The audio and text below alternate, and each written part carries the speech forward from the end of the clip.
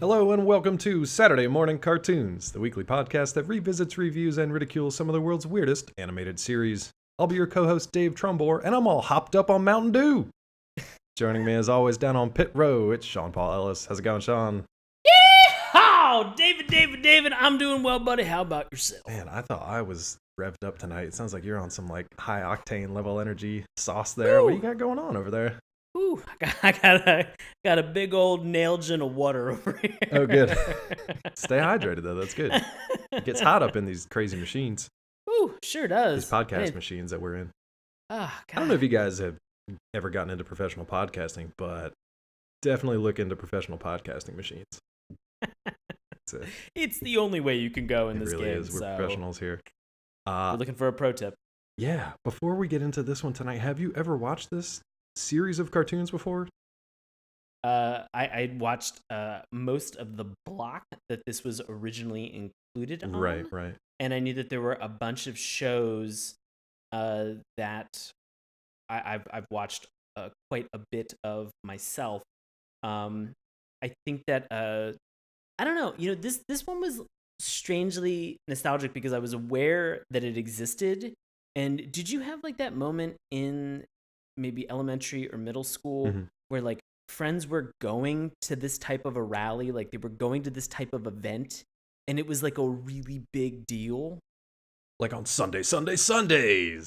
Exactly. No, I mean, yeah, some friends did, but I've never been to one. I've kind of wanted to go, but I've never been to one.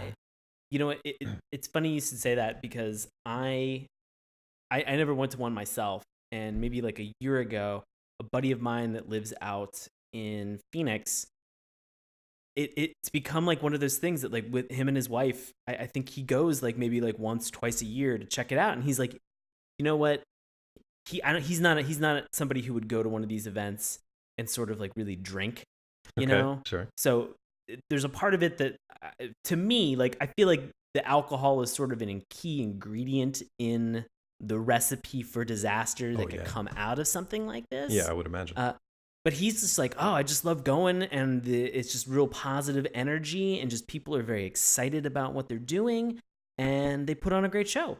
And he's like, at the end of the night, then you're just done, and you drive home, and it's, you know, it's to me, it's like the equivalent of like going to see like a Fast and the Furious movie. Okay, I can see that. And then like you walk away, and you're just like, oh man, I really like cars right now, and then like the next morning, you're just like, oh, I hate cars. These things suck. But rather than on the ride home, like street racing and like drag racing, people on the strip just crush everything in your path, right? You crush everything. Just crushing it.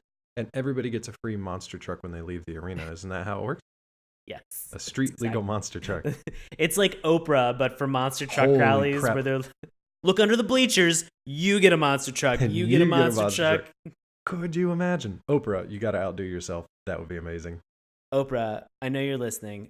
Do us all a favor. Get back in the game. What do you have to lose? Look, this would be so much fun, and people would be so excited about this. Yeah, little known fact, Oprah is the one listener on Oprah's Island who actually does listen to this show. So we do appreciate her support.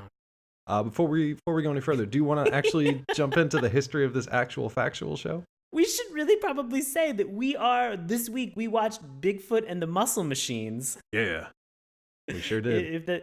If that is not glaringly obvious to anybody who from listening to this rambling, which is fantastic, but let's get into it. Let's get into this. This is the hardest we've ever watched a show, I think, ever. Man.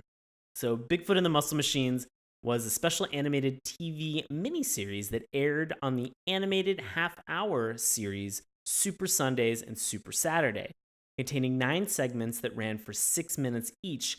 The episodes played alongside of Gem and the Holograms, Robotics, which I can't say without saying Robotics. Yeah. And Inhumanoids. The segments were combined and turned into a 53-minute feature-length film in 1985.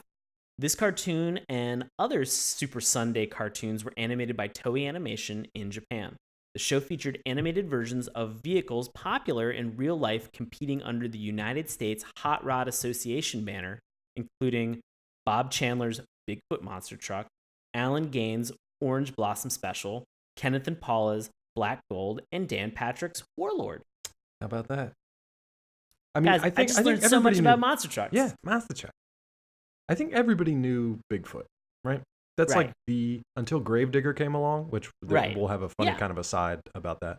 Until Gravedigger, and then I think like Goldberg came along later on. That's literally the extent of my knowledge of monster I truck. thought Goldberg was a wrestler. He is, but it's also a truck that kind of looks like him. I think it has biceps on the side, and I'm not even making that up.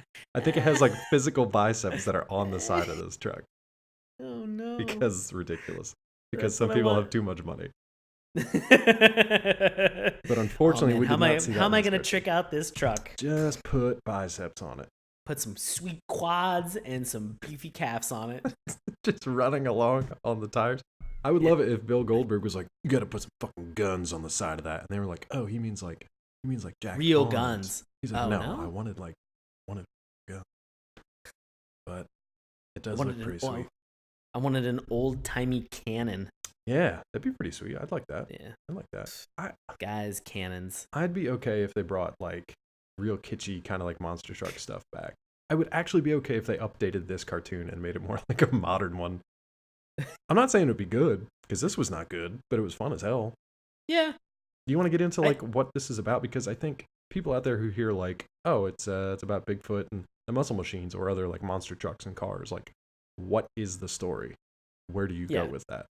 Because from the outset, you would think it's just about a monster truck rally, Right.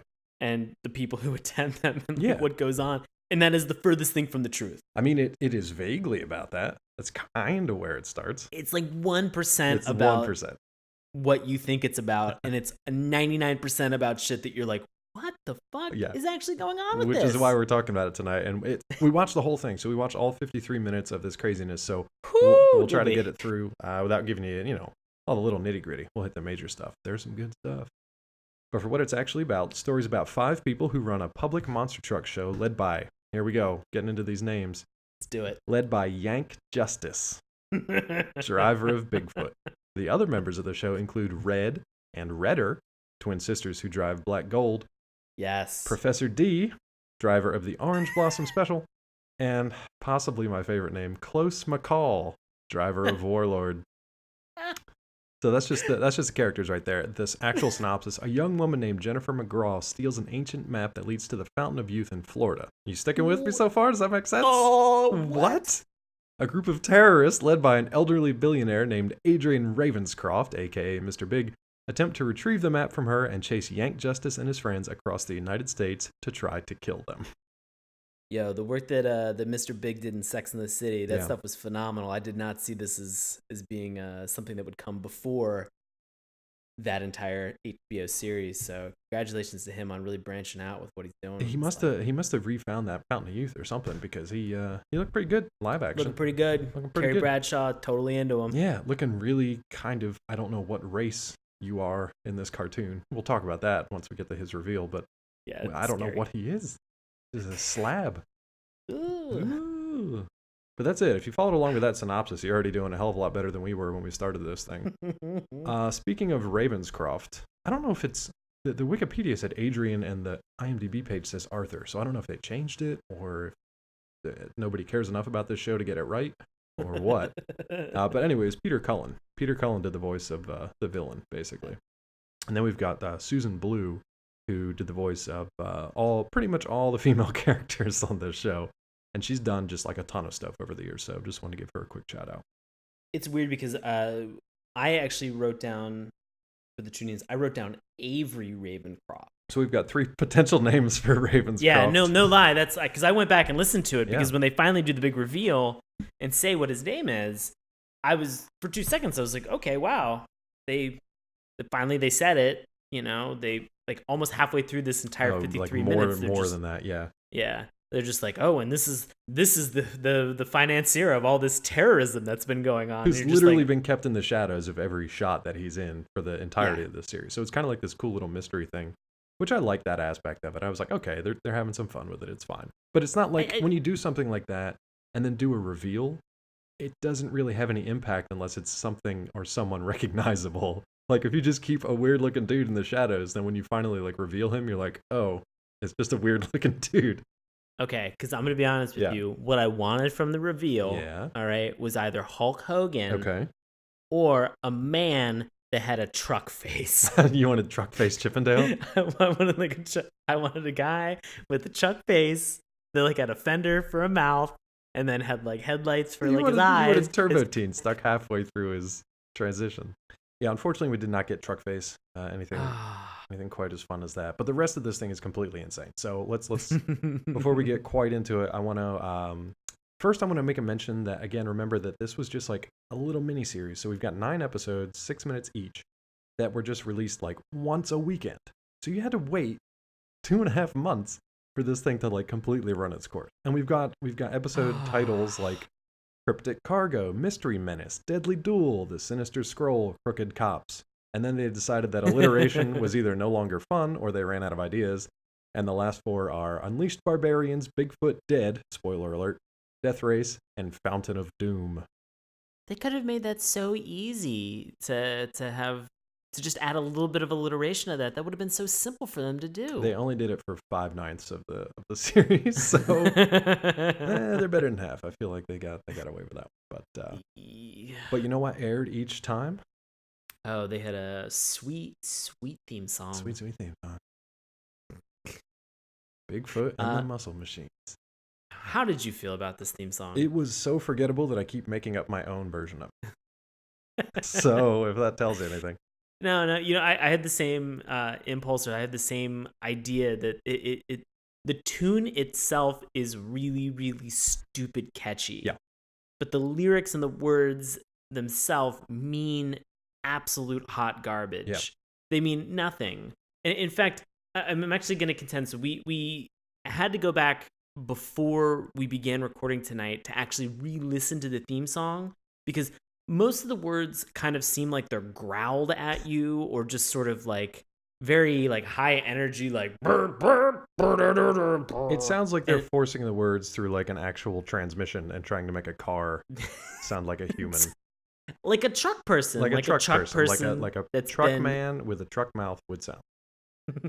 but the whole, like, I guess, chorus of this theme song is Bigfoot and the Muscle Machines. They're big, bad, dirty, and mean. And when I heard that, I had to pause for a moment, because you're obviously you're introduced to this theme song at the beginning of the show, right. And so watching this movie version of it, we're hit with it at the beginning of the 53 minutes, and then we don't have the opportunity to really go back and watch it again because of all the pieces have thankfully been compiled. Yeah, we just watched together. one edited together. Yeah. So when I went back and I watched it again at the very end, it really made me pause, because I was like, okay, yes, they're big. Yep. Check that box. All right. Yep. They're bad. These guys are like the nicest dudes that just try to help people, and they're not all the time. I mean, maybe they're bad and like we're real bad, like kind of cool, I guess.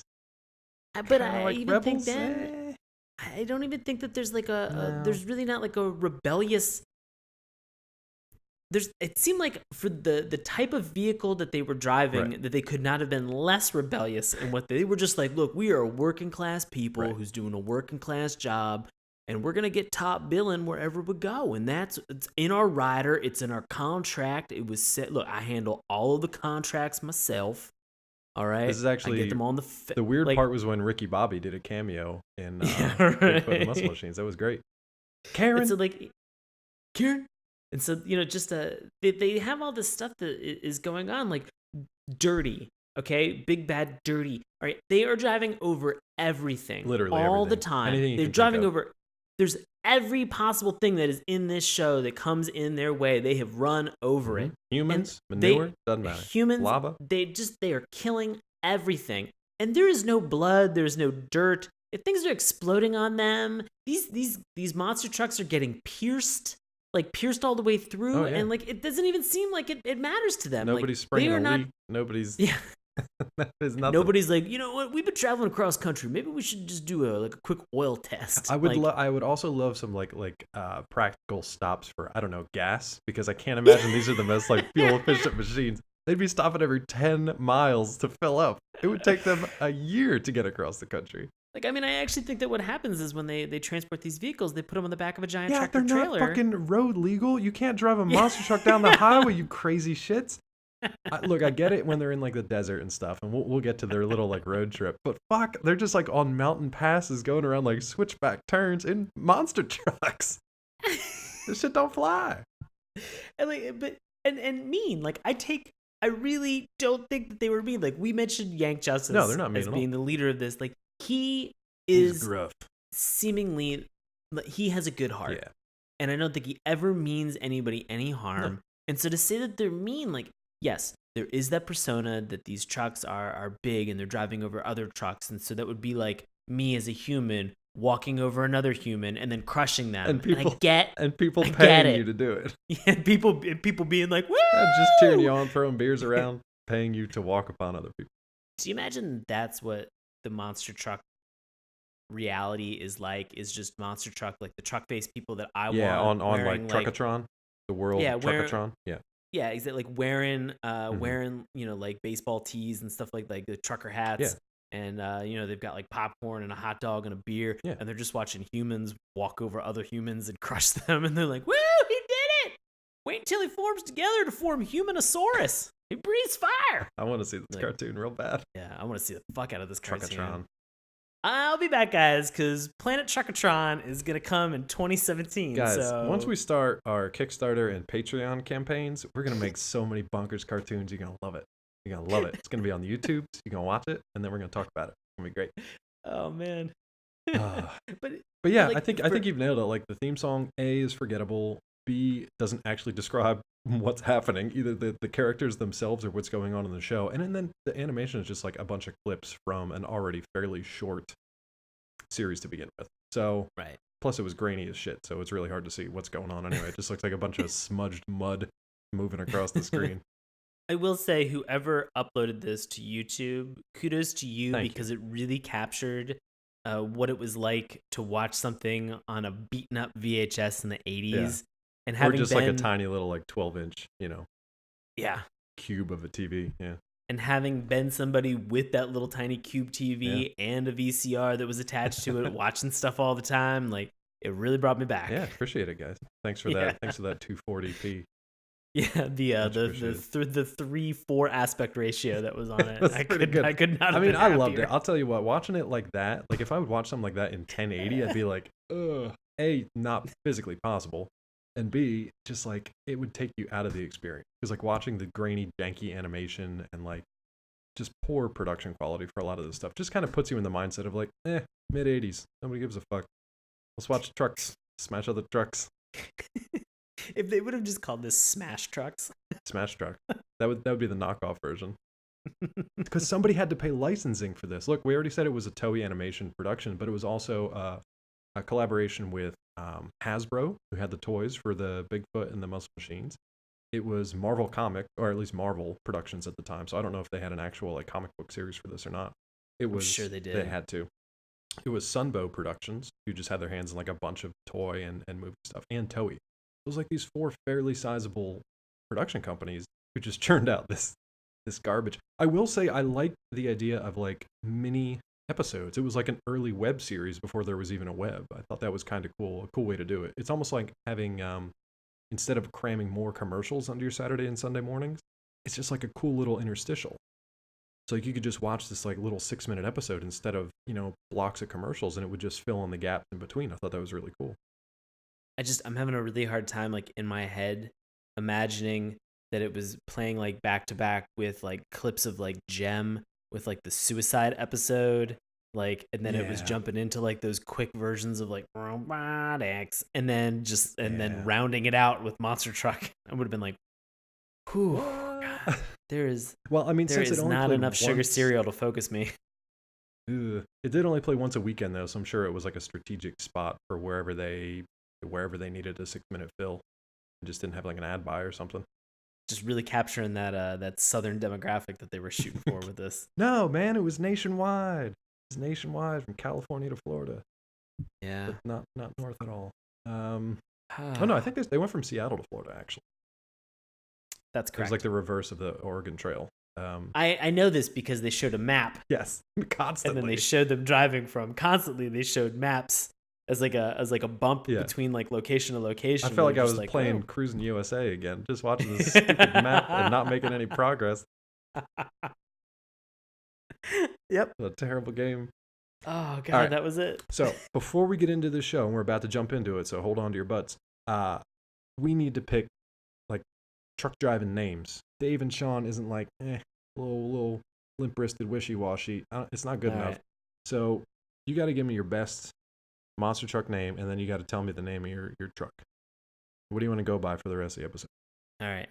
I got a couple, so let me just bear with me on this. Okay. I got Will Dynamite, Lance Explosion, Flex Push Up, Tough Rose, Tank Bicep. Can't get stronger than Tank Bicep. You literally can't get stronger than Tank Bicep. We got Chip Tex-Mex,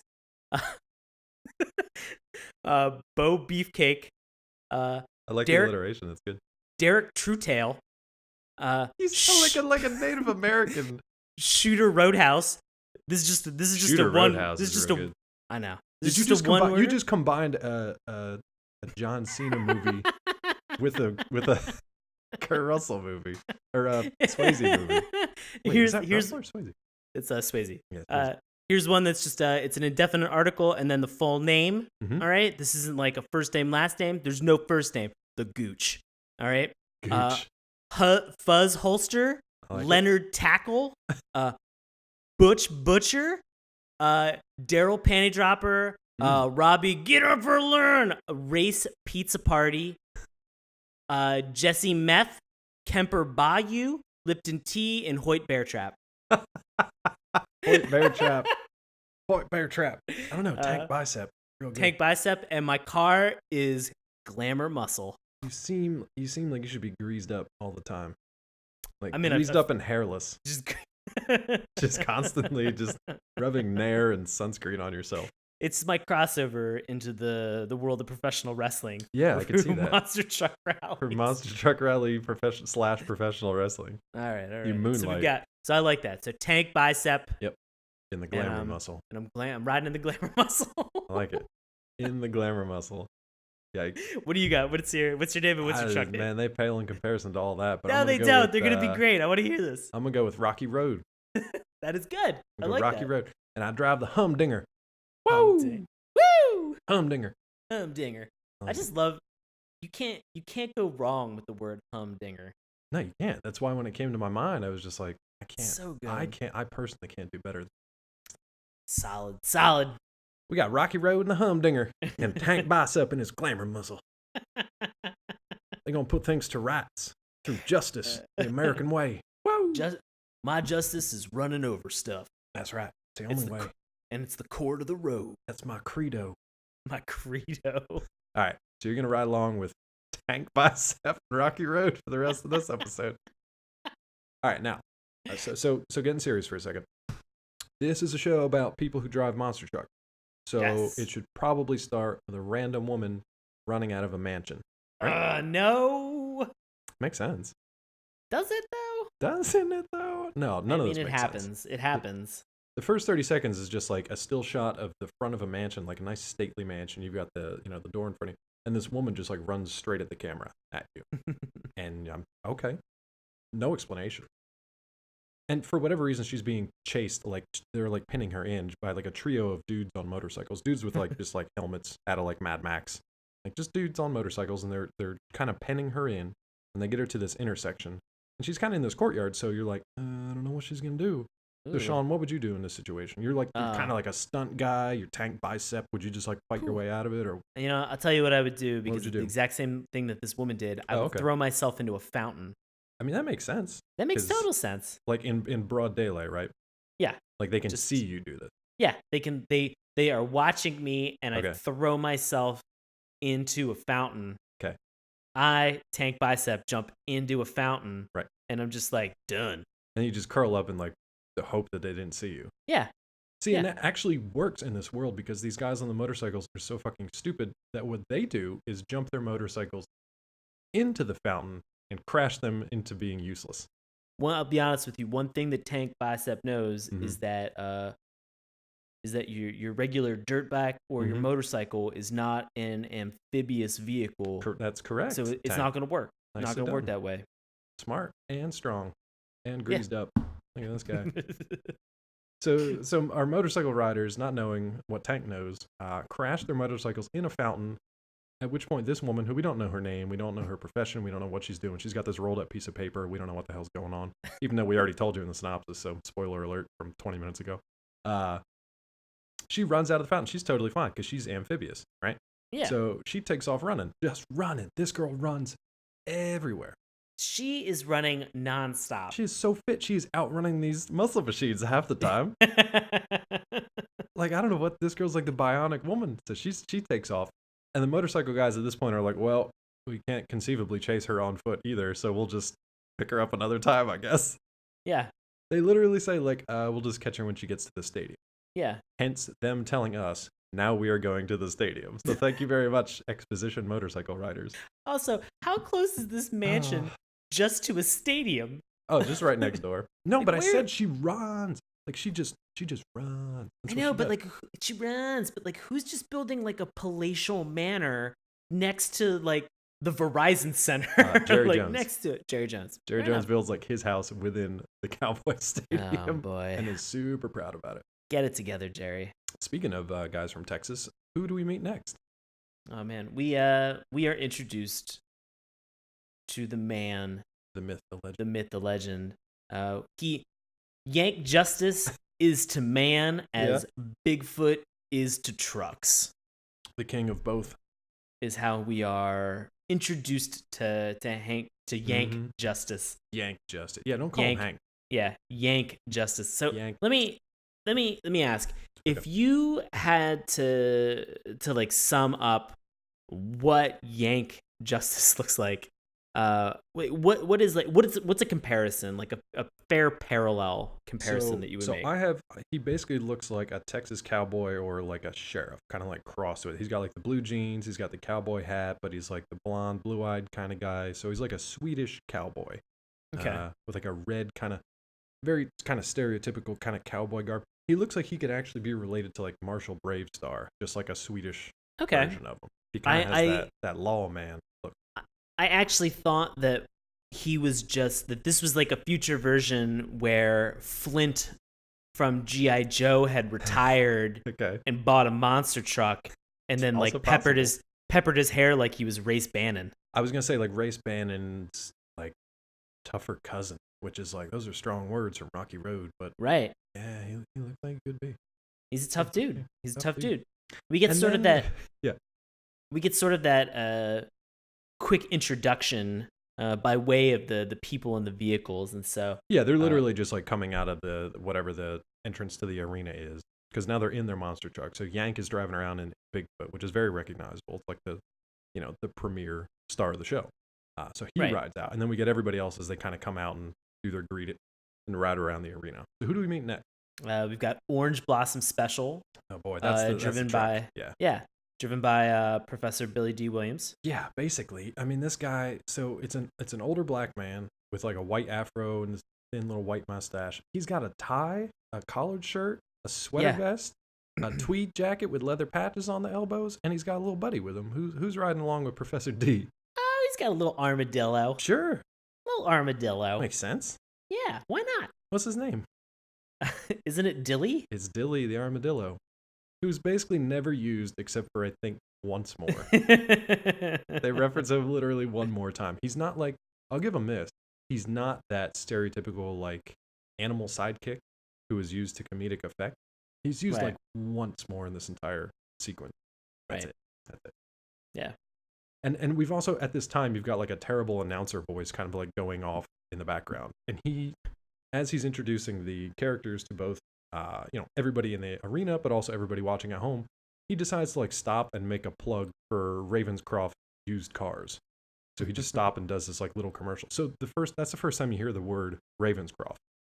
And that actually comes into play throughout this entire series. So it's important because this thing literally just keep coming up, and it's very apparent that that's kind of like the main threat behind everything as we go forward. Right. Let me ask you, who's left on this team? Oh man, we've got my favorite, Black Gold, driven by Red and Redder, which are two redheaded beauties who just can't seem to be told apart one from the other. Well, they're identical twins. Yeah, I also feel like They're twins. having identical twins in that sense, and then naming them the same word, but then having one being like a more intense version of what that thing is. Yeah. It's like if your brother, who's recently been on the show, Yeah. if you were Dave and he was Daver. Yeah. That would make slightly less sense than Red and Redder. Yeah. But I have a lot of questions for the parents of all of these people. To be Get honest into with it. you. No, I mean, just like if I ever meet Just- them, I just what drugs were you on? What judge let you name your kids these things? Do you have last names other than Justice? A lot of questions. I mean, you can name a child anything you want as its legal guardian. Yeah, there are some judges out there who are just like, no, not gonna let you do this to this child. But Redder, I guess, flies. Yeah, why not? And this is a world where women, men, whoever wants to, can literally just run into the middle of this arena on foot, surrounded by giant monster trucks, like our Right. friend who's running from the motorcycle thugs happens to do at this point. Which is really confusing because we are introduced to two women, Mhm. Red and Redder, Yep. who are not falling into that whole damsel in distress trope No, they're part of the team. that we have. They're part of the team. Like Right. they are working alongside of Yank and Professor D, and like they're doing stuff. They're performers. They're professionals. But Tank And- Bicep, if I see a woman in a cartoon that is not in need of dire assistance from a strong male personality, I don't understand what's happening. So tell me Oof. that some lady person is gonna need help. Yeah, there's definitely some woman who's gonna need help. I Okay, mean, good. it's this woman who's been running, like just She's running running. nonstop. She's running. She's Forrest Gumping her way across this entire town and into the stadium for no reason. It doesn't And make any not- sense. No, it makes zero sense. Like there's zero reason for her to run directly to this arena. Like, I Even wanna as you figure it out later, there's like zero, like not even like a ghost of a sense. like I want to be very clear Yeah. and preface everything that we'll discuss and talk about tonight. None of it makes any No. sense. None of it makes any sense Like in the at world all, of physics, in the world of like rational thought. any way, shape, or Nothing. form. Like this may as well have existed in a far universe or another planet Yeah, Truck somewhere. Planet. It's on Truck Planet. It's like as far as we're concerned, this is crazy It's town, crazy USA. World. It's crazy world. But look, I will say this. One thing that does make sense, if I'm gonna run away from people and run into a Bigfoot arena, like a monster truck arena, I'm gonna hide in a pile of wrecked cars. Oh Because my that's God. the safest possible place. Right? Yeah, of course. Mhm. You know. I've never There's seen a a- monster truck show. I assume it's the safest place. You know what? I'll be honest with you. If you're gonna hide anywhere, hide in a bunch of abandoned wrecked cars That are all like rusty with like, jagged metal edges. Don't get a tetanus shot. Yeah. Go hang out in a bunch of rusty old beat up cars. Just roll around in it. Just do it. Why Just not? crawl over them and like fall down a bunch. Fine. What's your problem? I do love, So that- however, that she climbs into this pile of wrecked cars. So rather than just like be a normal human and go in after her, they're like, no, I'm just gonna steal one of these other monster trucks and just smash her into paste. Ooh, that's how you know they're the bad guy. But It's how amazing. does Yank save the day here? One of many times he uses this particular skill of his Oh, as a man. cowboy. Gank comes out very quickly and he grabs this is it a it's like a rope with like a winch on it, right? Yeah, it's like I think at this point he uses it so many times. I think it's just like his tow hook on the back of Bigfoot that's attached Right. to a winch.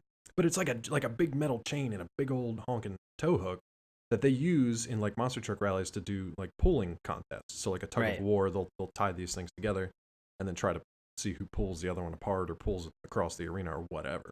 But he uses this thing like a fucking lasso like constantly.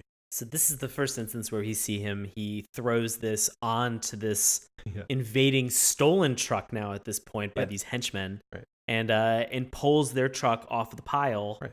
and presumably kills them. Yeah, we don't really see what happens to them. They're kind of faceless goons at this point, so they're dead. This So is- that's this is- body count 3. This is the best part about this entire show is that they have a complete disregard and abandonment for human life Which early is- on, and and it it's- gets worse. And it's hilarious considering what they're after ultimately, which I Right. think we already ruined, but we'll talk about it later if you weren't paying attention. So it's actually just like, again, none of this makes sense. Right. The next thing that doesn't make sense is this woman who's now just been rescued jankily climbs down from this pile of wrecked cars while Yank's like basically like just now fist fighting the non-dead thugs. And she takes this curl of paper and she hides it in Bigfoot. Right. Why would you do that? Yet to be determined. And it's one of those things that you see this happen and you're like, well, that obviously has some significant importance. Right. She's been running with it out of this mansion. She's run all the way here. She dove in a fountain. People are clearly after her. Yep. There has to be some reason. Like, this has to be the catalyst for this entire show. And I feel like if she looked at Yank and was like, here's a man who just killed another man with a monster truck. So this is a guy I can trust to get the job done. But yet she doesn't. She just kind of hides. She makes herself, as like scarce as possible. She becomes a ninja at some point, which we'll get into in a little bit here. She becomes a straight up ninja wearing like an invisibility costume, like something out of Metal Gear Solid. She's just snaking around in a cardboard box. I mean, this woman who, like, you don't even get her name until almost like the end of the show. I got it from the Wikipedia. Like, I don't even remember hearing it in the show. Like she ends up getting pinned down on the ground by henchmen like more times straddled. Very creepily straddled more times than I think is acceptable in a kid's cartoon. Like once more time than is acceptable, and this happened multiple onces. Yeah, so it's pretty bad. Ugh. But like every time, like, she's able to escape. She does this by again using the tow hook and attaching it to his belt. And Bigfoot, who there were multiple points in this show where I was like, is Bigfoot Knight Rider? Like, is he a sentient truck? There were so many times where Yank was kind of talking to him like, come on, Bigfoot, we can do this. Or come on, pal, you got to come through this time. But there wasn't anything more to it beyond that. Like, there were definitely things that tested the limits of like physics, practicality, believability. But there never was a sense that like Bigfoot had like its own personality, which I think was kind of a misstep. That would have been kind of cool to give it a little more personality. I actually think that would have been awesome. Yeah, it to would have give been great. him some persona, some thing to kind of have a talk with Yank, because like Transform. Yeah, because you get the sense that Yank is a little bit of a loner. Oh, okay. To a certain extent, but then he kind of, it's hard because you get that sense, and then he makes a comment later on about sort of like the things that he lives for. Oh God. And like that's one of the best quotes. Don't get there yet. Yeah. I won't. So it's like he makes this point about like the 3 pillars that are in his life that like are his keys to success, that are the 3 most important things to him. And then at the very end, he sort of just disregards all of that in general. That is a running theme for this entire group here. By the time we get to the end of it, they've just disregarded like their entire life's work by the end of the show because they ran out of money. But to that point, the fact that Yank's kind of lonely, I think he's a little nuts. He thinks that Bigfoot's like alive. I mean, people get like that with their cars. I get it. He spends a lot of time with it. It's like he treats it like a pet or a companion or something. There's a moment coming up here in a little bit where Red and Redder are talking about Yank, and he had noticed the girl. Obviously, he helped save the girl. So one of them says, "This is the first time he ever noticed a girl." I'm like, huh? Red-blooded American Yank? First time he ever noticed a girl? Like he's in love with his truck that much? Like my comment for that was, look, you know what? There is a lot of type of sexual impulses, and none of them are wrong. And so what? If this man is in love with the life that he lives, and if he is in love with the road and the showmanship and what in the performance that he gets to do every night for people, just driving around in this truck, like, so be it. Like, there's no problem with that. No, like, if he decides that, he's asexual and this truck is his passion, who cares? Truck sexual. He's truck sexual. Yeah. And so, but there were like, it was like a moment. It was like such a criticism where it was just like, oh, this is the first time you've ever noticed a girl. Do you think that was like a jealousy thing? Because Yank never tried to smash Red or Redder or Red and Redder? Yeah. Yeah. I mean, maybe the old truck tire. Maybe, but it was just like as a child, it would have. Oh man, oh boy. Like it felt like one of those like really weird asides. Yeah. That they would have made that like do it. Yeah. That, like as a child, it would have been like, oh, I don't give a shit. Like, no, I don't really understand this. But as an adult, like it was so judgy and full of shame. Yeah. directed at him, it and was like like resentment too. I sense resentment from whichever of the bitchier of the two is, because there's one that's like very free spirited and like kind of like a free love kind of girl. Yeah, that was Red. Red That was was Red. more, I believe, more of the free spirit. The other one was just like didn't want to take shit from anybody, just like kind of nasty the entire time. Right. But so we've got that. Pretty much everything's wrapped up at the arena. The guys go out on kind of their own trail. They're gonna make tracks to Vegas for the next show. But we get introduced to kind of the shadowy side of things here. Yeah, so we get introduced a little bit to this shadow figure, and we're introduced to a main character called Mr. Sly. And Mr. Sly has been tasked with bringing in this map and presumably sabotaging all of the Bigfoot and the Muscle Machine gang. And so we learned this girl stole a map, and that's what she hid inside Bigfoot's truck. So now they're all unknowingly driving across the country with this map. So now they've drawn the ire of the shadowy figure. And so how would you, if you have 3 large vehicles right now that are not street legal, but they're driving around, what's a good way to try to, I don't know, get them to falter in their journey? You asking Rocky Road? I'm asking Rocky Road. I would take a team in the woods and set up a number of high explosive devices tied to trees for some reason, which when triggered would start an avalanche. Does that sound about right? That sounds about right. Mm-hmm. And that's exactly what happens. Yeah, they blow up a bunch of trees. They blow up a bunch of trees, and they just drive over them. Because circle they're up. Monster trucks. This is the first time when I'm watching the show, I'm like, you guys do not know. Fucking don't have any idea. Know what's happening. They're monster trucks. This is what they do for a living. It's what they're built to do.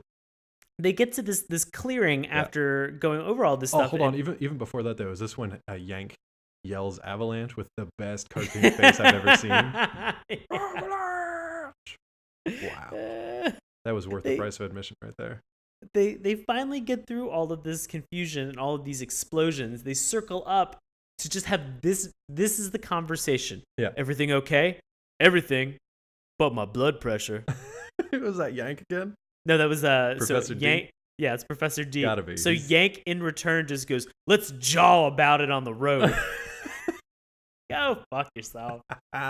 His dialogue's the best though. We've got some really classic things coming up here in a little bit. Oh shit. But who is watching creepily from the mountaintop somehow got there ahead of the monster truck?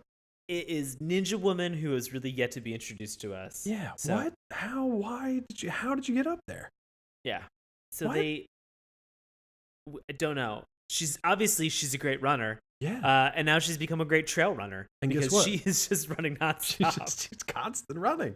And guess what? Things are about to get crazier because now we've got all the bad guys who previously just had like regular vehicles, right? They've now not only got like, what were they? Like somewhere like open top Jeep, almost like go-kart. Yeah. But what's weirder is their array of weaponry that they just pull out of nowhere. What's amazing about this show is that everything could have been solved for the bad guys with a bullet. Like they could have just pulled out a gun at any point in time. Instead, what do they pull out? Swords, battle axes, maces. They pull out a pole arm that the tip of the pole arm opens up, and then a sharper tip of the pole arm comes out. Why? It's not like a shark with extra like rows of teeth. You don't need that. It made no sense. It made zero sense. It was like, I guarantee somebody in the animation department saw like this pointed blade and they were like, nah, it doesn't look, it's not terrifying enough. And it lifts and just like a serrated edge comes out. Like they needed a steak knife at the end of a 6-foot pole. It's like if I take out a pen, all right, I take the cap off a pen and then the tip of the pen opens up and another pen comes out of the tip of that pen. You're just like, it's so redundant that it's unnecessary. And then that tip of the pen opens up and a gun comes out. And then it shoots them. Problem solved. Game over. Yeah. But instead, no, they take all their medieval weaponry and they're kind of like, they had a cool kind of like car chase thing here. That was fun. You know, it was a fun car chase, I thought. What was odd, very odd, was how Red and Redder decided to use like their array of makeup, like a compact and like lipstick, to fight off all these would-be villains. That was A, super sexist, B, completely nonsensical. It was kind of funny the first time when she like smacked them in the face with a compact, but it was just like, all right, you've also got a monster truck, just by the way. Yeah. Run them the fuck over.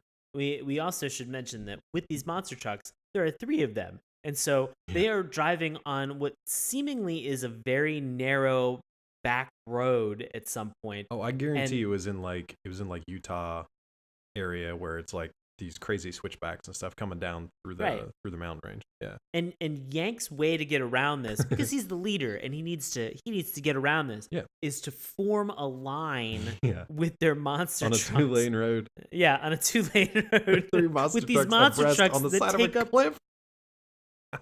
It's amazing. It worked. Again, you really watch this and you're just like, none of this makes sense. No. All of these people should be dead. Yeah. Hey, you know who didn't die though? Well, nobody, but also Dilly didn't die. Dilly didn't die. This is the only time we get to see Dilly do anything. Yeah. He laughs creepily, which really freaked me out, but then he knocks one of the guys like off of the window that was hanging on the Orange Blossom special. But then that's it. You never see him again. They stopped animating him. He's done. Or they turned him into soup. Presumably he's dead. Yeah, they turned him into soup. Who knows? Armadillo stew. Good stuff. This is it. We don't have to talk about Dilly for the rest of the show. Thank God. That's it. Done. Thanks for stopping by, Dilly. You're a pleasure. Oh my God. Pleasure and a delight. Anyway. So they get through all of this craziness. Yeah, what was your favorite? It's got to be the hood wrestling scene. Oh God, the hood wrestling with Yank Take it. is phenomenal. Yeah. They're going around this bend, and one of these henchmen gets into Hank's the cabin of his monster truck. Yep. And so Hank has just been punching. I'm gonna stop you and say Yank. Make sure you keep saying Yank, because I can't do Hank. Okay. Apologize to all the Yank fans out there. So there's a reason he's called Yank, and we'll get to that in a second. Right. It's so dumb. So Yank punches this guy, this henchman with a helmet on, in the visor, and like crinkles his hand. Which He's like, oh! I love that, because you never see that in any of these shows. Like G.I. Joe, they can punch Cobra Commander right in his metal dome, and like Cobra Commander's like bell is rung, but G.I. Joe's hands are like solid as a rock. This was kind of funny because it was like they showed that he's vulnerable. I like that. So we see Yank make an attempt. This guy gets into the cabin, puts him in a stranglehold, like puts him in a chokehold, ready to choke him out. Something happens, and they get thrown out through the windshield. Oh yeah! And now they are wrestling on the hood of Bigfoot, and they are coming up to like this crazy switchback. Yeah. This crazy turn that is about to happen, and they are sitting there, and like and Yank has his hand inside of the steering wheel from outside, through the broken windshield, and they're both wrestling with this thing to try to figure it out, and it's hilarious. It was fun because I like that. The henchman's like, haha, you're pretty much boned. Like I've done the worst thing that's possible to you. Yeah. Like he's like, I'm gonna die a horrible death too, but at least I'll take you with me. Yeah. Yeah. And it's just like, and he ends up getting just like thrown off of to his death. Which is funny because how he gets thrown off is he basically is Yank again punches him in the mask. Yes. Which was evidently super effective the second time around when he's done. Hand. He's like, I got two hands. I'm American. Yank's fist has adjusted to the pain. That's right. The pain of punching a visor. He absorbed the weakness of henchman. the man. Yeah. So it just knocks him off. He manages to get back in the cabin and obviously navigate the Bigfoot the rest of the way. See, and like at that point, you would if Bigfoot had like a Knight Rider kind of thing going for it, it would have made sense why it would kind of steer. But no, nothing like that. I mean, they wrap this up, and then you get Red that just goes, "Why don't we talk about it over a blowtorch?" I'm like, what? This dialogue's amazing, guys. So bad. This dialogue is fantastic. So Let's chew this out. Let's jaw this out, Red. Jaw it out on the road over a blowtorch. Now, what they mean by that is we need a garage quickly because our machines are beat to shit. So they do actually find one. Guess who's still tracking them to a garage? Oh my God, it's Ninja Runner Girl. Super Runner Lady Ninja. Like, still doing real good. I don't know how she can track them and not be noticed, but could not escape from these goons who dove into a fountain with their motorcycle. But I digress. I roll. But this mechanic is totally, like, legit, right? I mean, as legit as mechanics can get. Yeah. It's just... like, this is one of the parts that just made me laugh so much is that, like, so we should say for our villain... Mm-hmm. He has a very stylized insignia. Right. Because when you want to stay like under the radar, not have people know what you're doing, definitely stamp your logo on every possible thing you can. Like your villain's armor, your villain's vehicles, the places you own. When you're trying to keep terrorism on the down low as much as possible, branding is essential. It's key. That's what you're working with. So you got to do the best that you can and make sure that it's on everything from the side of buildings to, like you mentioned, your henchman's clothing to the side of a steer. Yeah. You know, a literal things. Brand. Yeah, a literal brand. It's walked right into that. So it's one of those things where it's just like, it's so crazy that you're just like, this guy is so not covert in anything he's doing. The fact that this guy hasn't been discovered before is like, this shows poorly for this universe's law enforcement capabilities. Which we'll talk about them in a little bit too. So it kind of explains like literally pretty much everybody is in this guy's pocket. So he owns a lot of the infrastructure. He owns a lot of the vehicles. Pretty much everything. Everybody's in this guy's pocket, which we'll see. Everybody who's not our hero, everybody who's not a part of our hero team is in this guy's pocket. So he owns everybody. I mean, he owns these people enough where he gets them in the garage, calls the garage and is like, is everything in place?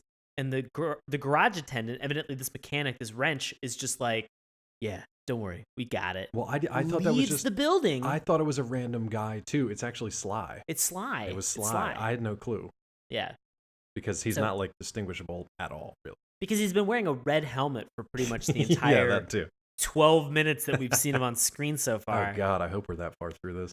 I don't even know. know. So it's just, they end up throwing a wrecking ball through the entire building in order to destroy Bigfoot and the muscle machines. And yes, and this whole group. This wrecking ball does have the Ravenscroft logo stamped onto the side of it, in case you were wondering. Yeah. And how do they get out of it? Oh, looks like it's going to be a tow. Looks like it's going to be a lasso and a tow hook. Lasso and a tow hook. That old chestnut. Oh, God. So yeah, like Yank lassos the wrecking ball. I love that old chestnut. That old chestnut. I love that he did this though, because he doesn't just play tug of war with it. He stretches it as far as it could possibly go, and then just like lets it go. And the wrecking ball itself comes back and smashes into the wrecker that was carrying it, and like explodes into flame. You can barely see the guy who's driving that wrecker just kind of like hop out and get to presumably safe. I still think he's probably just full of holes from all the shrapnel that went flying through him. But they do make the effort to show him jumping out. So they destroy all this stuff. Yeah. And then that mechanic is still there. Oh my God, this is the stupidest thing. Mr. Sly. Yeah. And they're just like, everything all right? Yeah. Can't believe this happened to your thing. He's just like, oh man, I really got to make a living. They're just like, well, you know what? If you're a good mechanic, which they have not tested him out at all. They've done their own work over a blowtorch. There is no vetting process. No. Nobody's given him an ocular pat down to assess the situation. Like, they haven't jack shit. Do you have this logo on you? Yeah, basically, we might not want to give you a tattooed ride. on his forehead at this point. Exactly. You know, so he's just like, yeah, all right, cool. So they get in the truck. They begin driving through the desert. This scene. This is what's crazy. This is what's that you crazy. You have to realize that Yank has been driving for almost the entire time with his friends, with his team. Right. Suddenly, he's alone in a desert. Yeah, there was nobody else is not around. explained. It doesn't make any sense. No. To which Sly is like, hey, do you want a soda? He's alone in a desert with a strange man who keeps asking him if he wants a soda. He's like, yeah. Shakes it up, sprays it in his face, and then punches him in the face. This was the best sequence ever. It goes, so it's Sly. He's like, hey, you want a soda? He reaches into this cooler. And then, like Sean said, as he's reaching in, he shakes this thing up. Yank is like, yeah, sure. And he's like, you don't need to shake it up, partner. What's that all about? Then he just screams when he sprays it in his face. And then punches him. Yeah, and then Yank obviously hits him back, and he knocks him straight out of the car. Just punches him straight out of the car, which was great. But then, what I love about Yank, he'll not only neutralize the threat, he will then chase it down and beat the fuck out of it. Because that's his MO every single time. He'll stop the car, run in like this super janky animation, and then just beat the pus out of anybody who dares cross his path. It's great. He is super good at tackling. Oh, great at tackling. He is and terrible at yelling. Tackling. But he's so bad at yelling while he tackles. Hurrah! Hurrah! Hurrah! Oh, God. Oh, he yells at the guys like, "Where are you going? I got a soda pop for you." Jesus. Oh, man. Oh god. So they finally get to Vegas. Well, it's only after the bad guys in like some weird go-karts rescue Sly and then somehow parachute into a canyon to safety, leaving Yank kind of like hanging off the edge of it. But yeah, again, it's like one of those things that you just like you see it and you're like, it makes no sense, and it's just glossed over. Yeah, and then it just cuts to Vegas as and then everything they're in does. Vegas, right? And then they're complaining because it turns out they didn't get top billing at this event. But who did? The Mighty Brawlers, including Grave Roller. Grave Roller, definitely not a knock on Gravedigger at all. No. And so they are upstairs. This is the part of the show where you're just like, wait, what direction are they actually going in? Because they're arguing with a manager in their office about the contract that they had signed. But it's all part of a plan. Because remember, we said everybody's in Ravencroft's pocket. So this guy is also in his pocket. Because Ravenscroft's on the other end of the line. He's like constantly just on the phone with evil people. He's sitting around all day on the phone. That's all he's doing. Taking meetings. Just death by meetings. So evidently, he's arranged some type of a battle of the pink slips between Grave Roller and Bigfoot that they are going to play a tug of war over top of a pit of water. And whoever wins, oh my God, they get both of these trucks. That's right. Now let me ask you this. So Yank in Bigfoot has been driving from Seattle to Vegas, presumably using both the brake and the gas pedals. Murdering along the way. Murdering lots of things along the way. I'm pretty sure that Bigfoot doesn't take gas, that it just feeds off a soul. Feeds off a soul as it harvests on its death roll. That's actually how the humdinger works too. Nice. It's very fuel efficient. So yeah, he's my point that I'm getting to. He's been stepping on the brake, stepping on the gas, right? So any conceivable thing that was loose in the car, including like a can of soda, has probably shaken loose and come to his attention by this point, right? You'd think he'd have it pretty well locked down. You would think that. You would think, except that when he's preparing for this battle and steps delicately on the brake pedal, he's not moving to begin with. But when he delicately steps on the brake pedal, this fucking map comes launching out of its hiding place, and he's like, "Oh, what's this?" He finally finds it. Jennifer is still. We don't know her name's Jennifer yet. The Lady Super Runner Ninja is still creeping around somewhere. She's still following them from Seattle to Vegas just by running. So this is what's amazing. Yeah. Is that, again, all of this stuff, you're just like, what is actually going on? In the midst of this, a guy carrying a jug runs out into the middle of the stadium. While they're having this tug of war. Yep. There are presumably people thousands all around this stadium. Paying customers. This guy runs out with a jug that, like, it's almost like a classical, like, with like the 3 X's on the banner, like poison. And you're just like, wait, what is he doing? He pours this into the water that is in between these two monster trucks, like as a they pit of are death between them. Yeah. Right. As they're having this epic tug of war battle. All right. And suddenly, and he finishes pouring all of it. Nobody comes out and says anything. There are no referees. Nope. Nobody seems to give a shit about what's going on. It's all part of the show.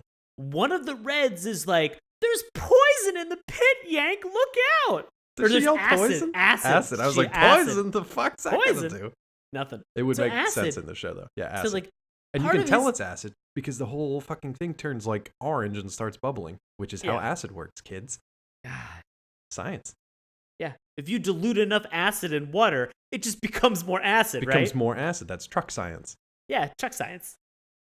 Oh, shit. Hashtag so truck science. This all ends up, like, there's this threat. There's this threat of being pulled into this little bit of acid. And Bigfoot's losing ground. He's getting real close.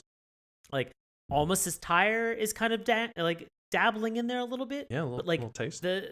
The line that they have that's between them comes down into the acid just enough to weaken a link so that they're both able to break apart. And then what happens? Oh, I don't know. It seems like we're going to have a GTA-style driving mission Just a through the middle of Las Vegas. Through the strip. Through the strip. Oh, and not just down the strip. Also crashing through casinos and like convention halls and smashing through shows and driving across stages and just murdering and consuming souls on the entire process. Again, we get to this point where suddenly these trucks have they have faced one another. This truck, this grave roller. And now Bigfoot have squared off, and there's some craziness, just some batshit insanity where one truck is breathing fire at the other. Yeah. And fucking Yank doesn't even have a windshield. So Yank's he's got like, nothing. He's got nothing. It's just a big block of a monster truck. Grave Roller's got the flamethrower. He's got like extra spikes and shit on his grill, and it's a little bigger than Bigfoot too. So it doesn't even make any sense. No. This is still like Bigfoot hits Grave Roller, and just evidently then that he like runs Done. over Grave Roller, he like smashes, and that's it. And that's it. He goes through its like curtain of fire that he's currently just like dousing him with, and he just smashes through this entire like curtain of fire, busts his radiator, and then Grave Roller's done. And then what does he do? And then jumps out of the truck. Tackles jumps the guy. out of the truck. Tackle. He tackles Sly. What does he say to him this time though? Because he's trying to ask Sly. He's like, "What's the deal? Why are you people chasing us? Why are you forcing me to jump out of my car and tackle people all the time?" This is like the 4th time today. Yeah. We gonna talk? Yeah. Or are we gonna munch knuckles? Oh boy, which is it? You gonna munch knuckles? I don't like it. But now, meanwhile, Yank has been distracted by Sly, right? He's delivering one-liners. He's delivering knuckle munchers. That sounds weird. And he's tackling people. So Bigfoot is just standing behind him, like just doors open, ready to go. Any lady super runner ninja could jump in there and take off, right? Yeah. It's exactly what happens. Exactly what happens.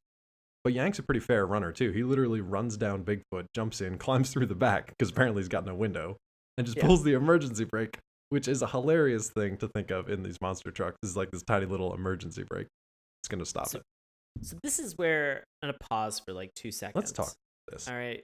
We get to this moment where we have finally been introduced, like we finally have all of these people, like Secret Runner Ninja, and we have all the rest of the Muscle Machine gang that is finally together. And so they are trying to figure out, saying like, hey, look, we risked our life for this map. You should tell us what this map is. And she's like, look, I just need drivers to take me to this thing. And they're just like, well, we should get some of whatever we're going for because we literally almost died like 3 or 4 times now. Let me in ask this you, whole process. Let me ask you real quick. Is he laying across her lap at this point? I can't remember. Yeah, he is. Okay, just like awkwardly laying across her lap. Yeah. Professor Billy D. Williams is just like, oh, I'm sorry. Oh, didn't see that this. You didn't have the occupier. You didn't have the sock on the. That's right, on your antenna. On the door handle. I will go back to not having any lines in this particular series. Plus, you ate my armadillo, you sons of bitches. He's the greatest character in this show. He does nothing. He's so good. But this woman is a terrible negotiator. This runner ninja woman, she's just like, okay, well, I guess I'll give you some of it. And they're like, you're going to give us a lot more than some. Like, she just negotiates her way out of whatever treasure she's seeking. Well, but he also, but then he also threatens, he's like, oh, well, then how about I call the cops? Because Grand Theft Auto is kind of like a serious offense. He tells her, he goes, it's 3 to 10 years. It's 3 to 10 years. He knows this because he's probably committed it. She's going to be off in like 1 with good behavior. Yeah, she's fine. She's fine. First she's super runner, lady ninja. Slap. Yeah. God. But then she kind of spills the beans at that point. And at this point, I have written down that this is either the best or the worst installment of the National Treasure movies. Because I would love to see this. Because we cut to another map that is showing us going from Nevada to Oklahoma. And this is where we get the best part of this show. Like, and where it's a bold statement. Where Yank mentions the 3 core pieces in his life. But even before we get to that, I have to say this lady runner ninja did have a great line where I think Redder asked, what's this map about? Like, why are we risking our life for you? And she says, oh, that's for me to know and you not to know. I was just like, the fuck kind of delivery is that? It's supposed to be like you to find out or you to shut your mouth or like you something snappy, but not like that's for me to know and you not to know. What? All right, moving on. All right, now we get to Yank and his actual good time. Oh, God. Now, is there a little sexual chemistry going on between Yank and this lady, do you think, in the car? I want to think that there is. Yeah. I will say it feels kind of weird because I'm assuming where the editing was for these mini episodes, that this whole trip of them going from Nevada to Oklahoma, it does not seem like Jennifer. We can call Ninja Girl Jennifer. Just call her Jennifer from now on because I get tired of lady. We can't, like, presumably there has not been a lot of conversation in the cab of this car. Right. Like, in fact, it seems like from Las Vegas to Oklahoma State, it seems like nobody said anything. No. And then suddenly Yank drops in with sort of like, listen, lady, you need to understand exactly who I am and what I stand for. I like Bigfoot, my team, and freedom. I've got it written down. I've got the whole tirade Oh, written down. do it, please. All right. It is so good. So basically, this goes back and forth between Yank and Jennifer. So Yank is just kind of like Sean said, they've been driving for 1,000 miles and nobody's talking. So he's just kind of making small talk. And she's basically like, look, Mr. Yank, Mr. Justice, if that is indeed your name, I don't need you flirting with me. I'm not up for small talk. I just want to just get to the end of the road. Stop flirting. And at this point, he loses it. He goes, I'll put it to you straight, miss whatever your 3 names were. I like Bigfoot, my team, and freedom. And that about covers it. I don't like trouble. If it weren't for the sizable investment I've already put into your problems, I'd be more than happy to let you thumb your way back to your highfalutin university. Am I making myself clear? And I lost it. I lost it. That was great. And terrible at the same time. Bigfoot, my team, and freedom? You cannot deliver that line with a straight face. I don't care who you are. Let's be clear. Yeah. If he is really concerned about Bigfoot, Yeah. he has driven through and committed crimes in Las Vegas with that car. Oh, yeah. All right. Let's talk about his team. He's already abandoned them in the desert Twice. at some point. Yep. And freedom seems to be the only thing that resonates here because this dude is just above the law. Yeah, he's Steven Seagal in a monster truck. Like, he is just, yeah, exactly. Damn it. So good. It's ridiculous. It is ridiculous. It is amazing. And that might be one of my favorite cartoon tirades of all time. It's fantastic. Yeah! Sure looks like those boys, Rocky Road and Tank Bicep, have gotten themselves into a deal of a pickle this time. Tune in on Wednesday, September 28th, for the thrilling conclusion of Bigfoot and the Muscle Machines. And remember to rate and subscribe on iTunes and Stitcher Radio. Also, head on over to our Facebook and say hello. Tell them Rocky and Tank sent you. Until next time, yeehaw! Hey everybody, thanks a lot for listening to Saturday Morning Cartoons. Now if you'll excuse me, I have to transform and roll out.